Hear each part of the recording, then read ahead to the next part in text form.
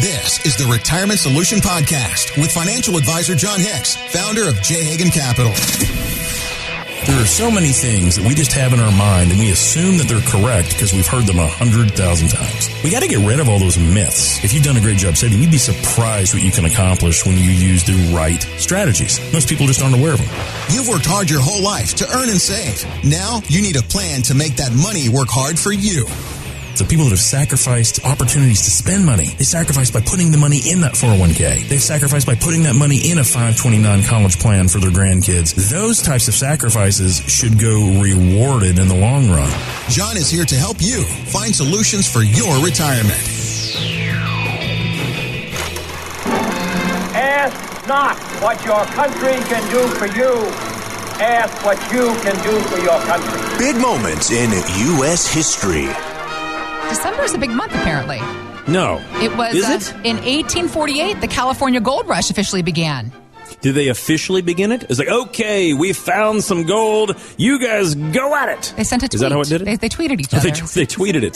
Had a ribbon cutting and everything. Hey, I'm going to go out there and get some gold. I'm going to leave my family here for broke. Sorry about your luck. Is that how they talked back then? I have no idea how they talked back then. 300,000 headed out west to seek their golden fortune. Fast forward 85 years later, December 5th, 1933, the 21st Amendment was ratified, repealing prohibition. And Ooh. John, it is not lost on me that they decided to legalize the sale of alcohol the first week of December. They were like, ooh, you know what? We need libations to get through the holidays. Well, who does not need? Listen, one of the greatest lines ever of any Christmas movie was Christmas Vacation. And he said, Dad, our holidays were always such a mess. How did you get through? He said, I had some help from my good friend Jack Daniels. And I thought to myself, if that had just been like Elijah Craig or something like that, a bourbon, it would have been much more pronounced. But having said that, I get it. I get it. Some of us, we just need a little bit of break, especially if we get small kids or even very sticky grandkids. Sometimes we just feel like, I don't know, maybe a drink would be helpful to this situation, whether it is or isn't in the long run. Speaking of sticky children, it was in 1965. Charlie Brown's Christmas first debuted on TV, and I'm sorry, but there is no Christmas holiday at my house without watching Charlie Brown Christmas. Yeah, who was the jazz musician that did all their work at Vivaldi? It's not Vivaldi. It was Vince something Trio. The Vince, yeah, that had Vince. Everything that he did has a very similar sound. Because I don't know about you guys. Every once in a while, when I'm not listening to 840 WHAS, I will put on XM radio and I'll put on like the jazz channel. And whenever he does it, whenever Guaraldi, Vince Guaraldi, I can't say it, but yes, Guaraldi, the trio. Yep. Every time I hear it, I'm like, oh, that's Peanuts, you know right exactly there. What it is. You know immediately. It's like Steve Williams. That did like all of the major movies for like Jaws and Star Wars, all those famous symphonic openings, theme all songs. of them, and E.T. Like all those things that are just very epic, and they have that hard driving sound. Even Indiana Jones, all the things you remember, dun dun dun dun dun dun dun. It was always Williams that did all that stuff. So sometimes you just have that sound. So thank you for putting Peanuts. You're welcome. In my head today. I love it. It's not Christmas time without it. So I kind of agree with that. Since 1965, we've been enjoying it. Now let's focus on the future anniversaries we can be celebrating. To no one's surprise, the government's changing things in 2023. Boo. Man, I say boo. They change things every other week. They do. And some of the stuff that's coming with Social Security in the new year is actually working towards our advantage. So that's what I wanted to talk to you about. Because some of them are kind of good. Some of them are They're better. But the whole thing for me is Social Security is complicated enough. We've talked about it on this show before about just trying to file for Social Security is a debacle within and of itself. Yeah. So I wanted to ask you, what changes are we expecting? How can you help us figure this all out? What do we need to know? Yeah, Social Security is changing. And we've talked about this in my office a lot. And one of the things that we're always trying to figure out is, not how do we maximize Social Security if we live to be 110? How do we maximize Social Security for when we want to take it, right? Does this mean that we can retire early? Does this mean that we need to prolong these benefits? Does this mean that we can do different taxation things if we change when we file or how we file? Well, yeah. I mean, all of these things are up in the air. The interesting thing is now that it changes, it might change some of these things for future retirees. So, number one, let's talk about what they're changing. Okay. They are going to tax you more while you're working if you do well.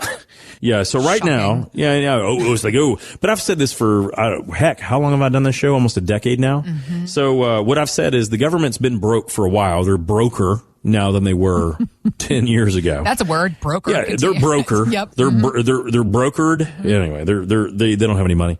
And so having said that, they're going to increase. So if you do real well, if you make over $150,000, then there used to be a threshold to when they would quit taxing you at a Social Security level. Okay. Now they've increased that. So basically, if you do well, you're going to pay more money in Social Security taxation because they've increased that threshold 9%.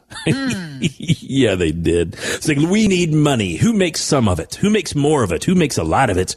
We're going to take 9% more from them. So these are taxes that you guys have literally never paid before, and there's nothing we can do about this. If you make over $160,000, then they're just going to tax you more money, and that's just how it goes. So It's a little bit of a punch in the face there. That was a negative. Now I'm going to give you a positive. Okay. You ready for this? Mm-hmm. Heather, this is a good one. They're actually going to pay more benefits, which is nice. Yeah. So if you are hitting the maximum Social Security number, and I can't think of it right off the top of my head right now, $3,418, whatever the number is, whatever the maximum is. Okay. They're increasing that maximum. So if you've been making a pretty good amount of money for a while as an individual, then they're actually going to pay us a higher benefit going forward, which is nice. They're increasing those maximum benefits. Okay. So that means that it might make more sense for some of us to wait a little bit longer to take our Social Security. Now, this goes in drastic comparison to what I typically say. What I typically say is, I want you to take it earlier because I think the government is broke and they have very few things to mess with other than Social Security and Medicare. Yeah. Now, when it comes down to Medicare, I don't frankly think they can mess with that too much. It is actually going to be a bigger burden on our economy in the long run than Social Security, believe it or not. Okay. Mainly because it was just never funded correctly, never at all. It came much later. It came with Eisenhower, who added the Medicare system. FDR started the Social Security system. Right. It wasn't that it was founded well. It's just we've lived too dang long, right? Right. We started living longer, and now we only have 2.5 people that are working to pay the benefits for one person that's retired. It used to be like 10 to 1 or something. No, it actually started off at like 190 to 1. It literally did. And so as late as the late 80s or maybe early 90s, it was like 35 to 1. And now it's 2.5 people. What we collect from them have to basically pay the wages for someone on Social Security. So my point to this is, I've always thought to myself, I don't want to get to that point to when we know we need that income for the government to turn it off.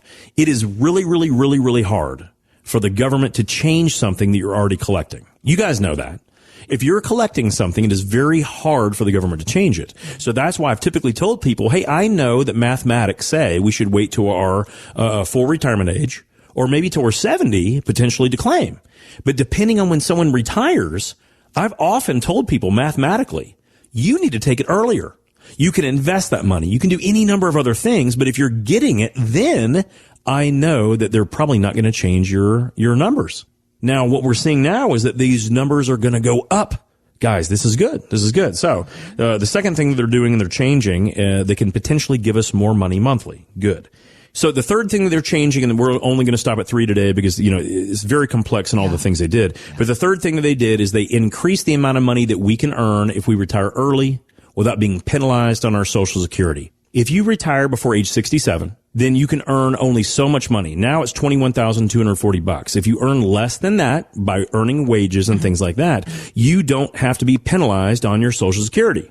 Now, after you're age 67 and on, you can earn all the money you want and the Social Security will not be penalized, right? Okay. But in my office, what we're trying to find out, what is the earliest we can get you retired? What is the earliest that you want to retire? Can we get you there without paying high fees, without paying high penalties, without being taxed the snot out of, so that you know that it's a good plan for you to retire early? Because not everyone wants to retire early. Right. But Heather, There's a lot of people that do. We just want to make sure we're not going to be punched in the gut by trying to do this because of taxation or penalties or fees or problems or frankly running out of money. So one of the things that we're always going through is how can we take the maximum amount of Social Security, at the same time pay the least amount of taxes along the way without being penalized and have to pull the least amount of money possible from our investments so we're not stressing it during this weird time. So Social Security changes are real and they're happening next year.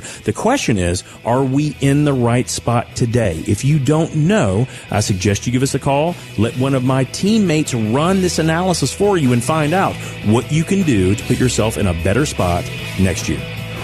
Thanks for listening to the Retirement Solution Podcast with John Hicks. Begin the conversation about your savings plan with John and the team at J. Hagan Capital by visiting retirementsolutionradio.com. Be sure to listen to John's radio show, The Retirement Solution, Saturdays at 8 a.m. and Sundays at 9 a.m. on News Radio 840 WHAS. J. Hagan Capital Inc. is not licensed in all 50 states. To find out if J. Hagan Capital Inc. is licensed in your state, please call 502-690-5635. J. Hagan Capital Inc. is not affiliated with nor endorsed by the Social Security Administration or any other government agency. It does not provide legal or tax advice. Annuity guarantees rely solely on the financial strength and claims paying ability of the issuing insurance company. By contacting us, you may be provided with information about insurance and annuity products offered through Jonathan Hicks, Insurance License Number 548962.